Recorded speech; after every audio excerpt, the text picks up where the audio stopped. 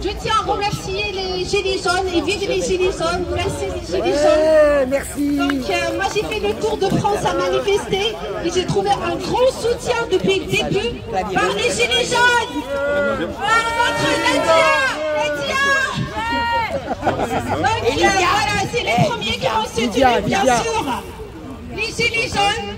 Et voilà, Laurent Nunez a interdit nos manifestations, les manifestations du collectif international pour l'abolition de la pédocriminalité, parce qu'on dérange beaucoup le système pédocriminel.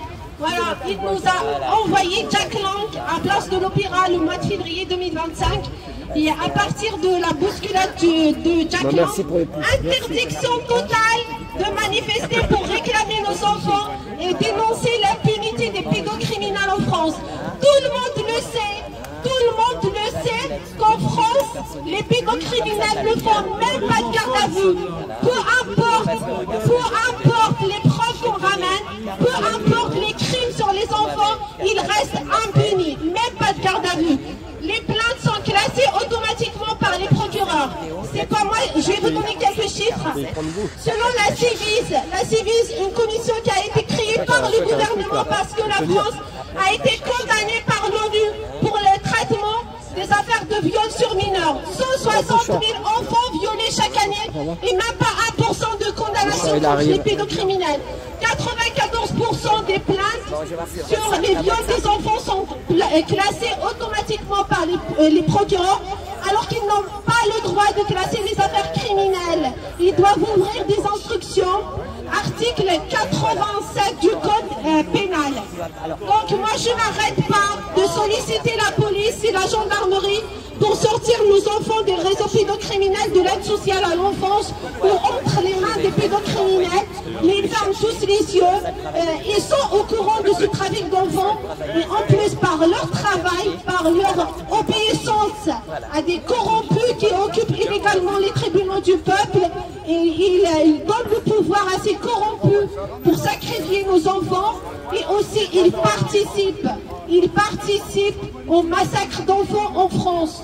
Donc nous on manifeste actuellement à Bruxelles pour solliciter la Commission européenne, le Conseil européen, le Parlement européen. Voilà, vous savez que la France est dans toutes ces commissions et ces conseils.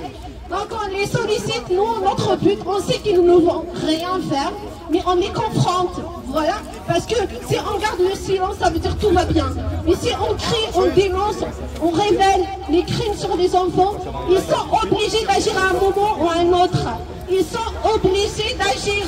Si ces corrompus n'agissent pas, il y aura sûrement des personnes plus hautes qui vont agir pour arrêter ces crimes sur les enfants. Donc, moi je suis victime, elle est victime, elle aussi, mais elle non. Elle est consciente que ce problème concerne tout le monde, concerne toutes les personnes dignes et humaines, même si qu'ils n'ont pas d'enfants.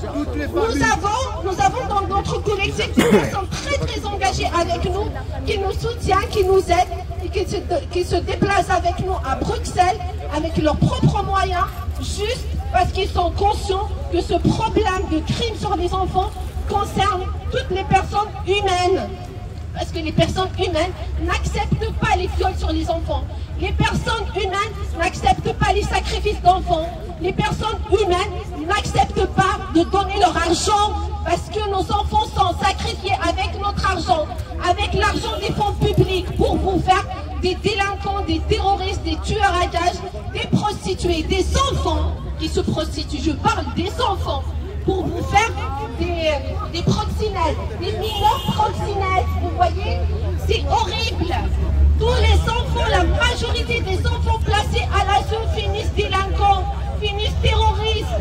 Tout ça, ils le savent. Tout ça pour détruire la société.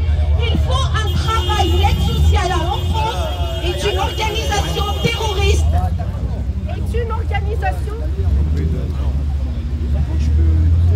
L'aide sociale à l'enfance est une organisation terroriste qui sacrifie les enfants, qui détruit les familles, qui inverse les valeurs françaises et qui mène une guerre sans fin contre la France. Parce que ce trafic d'enfants dure depuis des siècles, depuis le XVIIe siècle. Lisez le livre de Marion Sigaud, La Marche Rouge, elle explique très Pétria, comment ça a commencé à partir de la création de l'hôpital général en France, la Pitié-Salpêtrière. D'ailleurs, dans cet hôpital, beaucoup d'enfants sont internés en psychiatrie. Des enfants placés à l'ASE sont dopés de traitements psychiatriques parce qu'ils veulent retourner chez leurs parents.